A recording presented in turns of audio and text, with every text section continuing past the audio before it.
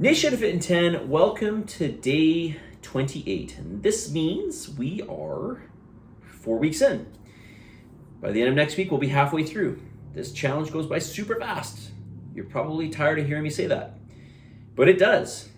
And, if you feel any discouragement from your scan, please understand that from day one until now, you have been progressing. This whole thing is a process, and part of it is learning certain aspects with diet and getting better with it. Okay, so if you made mistakes in your diet and we found out some of these things, don't harp on this, right? This is just part of the process and you will get better. This is just the way it goes. We can't expect you to just understand how to do everything 100% right away. Okay, it's part of the process. Also, know that there will be some more changes to your diet and training as the challenge goes on. All right. So, but on a whole, people in the challenge are doing really, really good. Okay, we're seeing some really, really good results. Average was, I haven't done the average, but just from looking at the numbers, it's quite good. Something else I wanted to mention: if you missed yesterday's video on weight, and specifically that your weight doesn't necessarily reflect the amount of body fat you have in your body, please watch that video. There are many variables that will affect whether you hold water or lose water. And some of these variables we just don't have control over.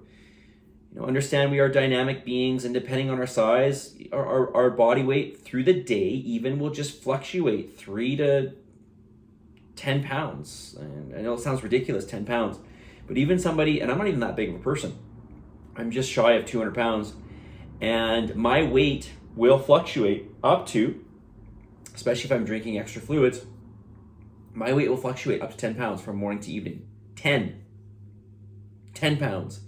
And day to day, this can fluctuate, just based on things like, if you haven't seen the video, things like sleep, and I'm talking about things that we don't have control over. Sleep, we have control over sleep, but sometimes we have just bad nights of sleep or whatever. Stress, hormones, stuff like this, okay? So keep this in mind when you weigh yourself. If you choose to ever weigh yourself, I've talked about this before, but just a reminder, if you choose to, weigh yourself every day and take the average for the week, and then do this week to week to week, and you'll get a much better idea of where your weight is trending. But even that doesn't tell you the whole picture, right? All right. Today I want to talk to you about fat burners. Are they worth it? Are they not worth it? Have I used them? Should you use them? Yes, I've used them. I've used them a lot. And on a whole, we can basically break up fat burners into stimulant-based fat burners and non-stimulant-based. Stimulant-based fat burners are fat burners that essentially have stimulants in them. That is, they have certain ingredients in them that are going to cause your nervous system to heighten. They are going to stimulate your sympathetic nervous system. That is, they are going to increase adrenaline production in the body. Things like caffeine or ephedrine. These are going to give us more of that feeling of energy. It's not really energy. In essence, it kind of is. It's basically telling our body to produce more cortisol to increase our energy output, or to increase free energy in the bloodstream. But obviously stimulants are going to make you move around more, because if you just have a cup of coffee or two, especially if you're pretty sensitive to caffeine, you're not going to want to lie down. You want to get up and move, and this movement will contribute to your fat loss. But stimulants on their own are not really going to burn fat. There may be a small effect with the liberation of fat cells from caffeine, but this is going to be, for the most part, very minuscule. The thing we have to remember is that stimulants really just stress your body, and they also suppress your appetite. Okay, and they make you pee a lot. Okay, remember that. So if you're taking something like caffeine, if you're taking anything that is stimulant based, that is going to make you pee a bit more. So that's going to help a drop in your weight. And as I mentioned also, you're going to get a suppression in appetite, so you're not going to eat as much. And also, as I mentioned prior to this, you're going to be moving more. In terms of a non-stimulant based fat burner, these are going to be a little bit healthier for you, and this is something you could use more on a long-term basis. But you're not really going to see a huge amount of change. Really, change is going to happen from, I guess what I'm going to say. Getting an adequate amount of sleep so that you can train effectively and get effective recovery, right? And diet. Okay, so basically sleep, exercise, and diet. And I say sleep too because sleep, this is where we're going to really burn body fat. All right, so what are some typical ingredients that can help you to maybe lose a little bit more body fat? This is not going to be something that you can rely on for fat loss, but this is something that might help you a little bit. Okay, so things like kelp can help. Kelp is high in iodine. This is going to help with your thyroid stimulating hormone production, and your free thyroxine levels, your blood levels of basically thyroid hormone. Free thyroid hormone. Free thyroxine. Something else, number 2, L-carnitine. L-carnitine has been shown to help liberate fat from fat cells.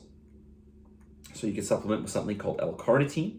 Number 3, green coffee bean. This is, in particular, unroasted coffee bean. This is high in something called chlorogenic acid. And this has been demonstrated to reduce carbohydrate absorption in the digestive tract. How effective is it? I don't know. I'd have to look into it more, but from the little bit of knowledge that I have, it's supposed to reduce the amount of carbohydrates we digest.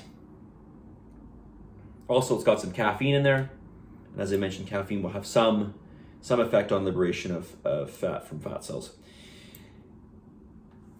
That was number 3. So number 4, chromium picolinate. Okay, chromium is something that will assist with sugar management. So this is going to help with insulin sensitivity. So this is going to help with prevention of type 2 diabetes, actually. It's going to help your muscles become more sensitive to carbohydrates, so the uptake of carbohydrates will be better by the muscle. This is important because the more apt your muscles are to taking in sugar, the less likely that sugar is going to be stored in some other form. And it also has some regulatory effect with the amount of sugar in your bloodstream. It's like a sugar modulator. Okay, 8 minutes, let's get the message of the day. This is the last time I'm going to do a video late at night, or hopefully it will be, because I am tired and I can tell that my quality of speaking is just, I'm just slow. On this day 28, you cannot lose in trying. You cannot lose in trying, and this is really, really important because, and I'll talk a little bit more about it during week 5 coming up here, but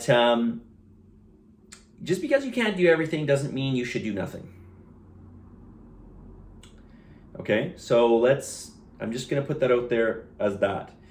But remember this, you cannot lose. There's nothing you're going to lose in trying.